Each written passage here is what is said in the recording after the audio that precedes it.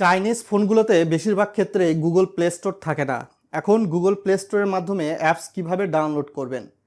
আপনার phone Xiaomi, Oppo, Vivo যে কোম্পানির হোক না কেন, চাইনিজ ভেরিয়েন্ট হলে সেক্ষেত্রে কিন্তু একটা অ্যাপ স্টোর দেখতে পারবেন। যেমন ভিভোর ফোনে কিন্তু একটা ভি অ্যাপ স্টোর রয়েছে। এইভাবে শাওমি, অপ্পো, রিয়েলমির ক্ষেত্রেও কিন্তু একটা নির্দিষ্ট অ্যাপ স্টোর থাকে চায়নার। তো আপনি যদি গুগল প্লে স্টোর ইনস্টল করে অ্যাপস ইনস্টল করতে যান, এর জন্য প্রথমেই সেই অ্যাপ স্টোরে আসবেন, চায়না অ্যাপ স্টোর। সেখানে আসার পর এখানে সার্চ বারে ক্লিক করে লিখবেন GOOGLE, গুগল প্লে স্টোর লিখে সার্চ করে দিবেন। সার্চ করে দিলে আপনারা কিন্তু গুগল প্লে স্টোর নামে একটা অ্যাপস দেখতে পারবেন। এখানে ক্লিক করে দিয়ে জাস্ট আপনি প্লে স্টোরটা ইনস্টল করে নেবেন।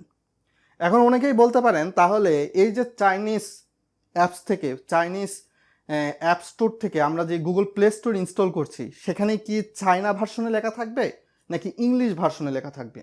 আমি কিন্তু অ্যাপসটা ইনস্টল করে নিচ্ছি, বিস্তারিত প্রক্রিয়া দেখাবো।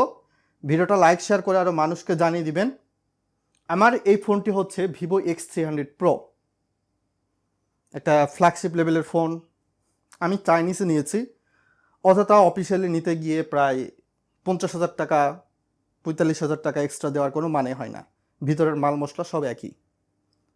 তো দেখতে পাচ্ছেন আমি এটা ইতিমধ্যে ইনস্টল করে নিয়েছি। তারপর ওপেনে ক্লিক করব। আপনার কাছ থেকে পারমিশন চাইলে পারমিশন দিবেন।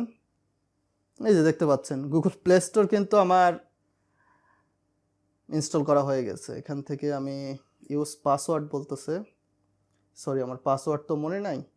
এখান থেকে ইউজ বায়োমেট্রিক। আমি যখন চাইনিজ ভেরিয়েন্টের ফোনটা নিয়েছিলাম তখন কিন্তু আমার ফোনে গুগল প্লে স্টোর ছিল না। পরবর্তীতে আমি ভিভোর ভি স্টোর থেকে কিন্তু এই প্লে স্টোরটা ইনস্টল করে নিয়েছি। জাস্ট আপনাদের দেখানোর সুবিধাতে আবারও আনইনস্টল করে নতুন করে ইনস্টল করে দেখালাম। আপনারা ইনস্টল করে নিয়ে এখান থেকে জিমেল লগ ইন করে দেবেন, নো প্রবলেম। তো এইভাবে আপনারা দেখতে পাচ্ছেন এখন কিন্তু সব ইংলিশে রয়েছে।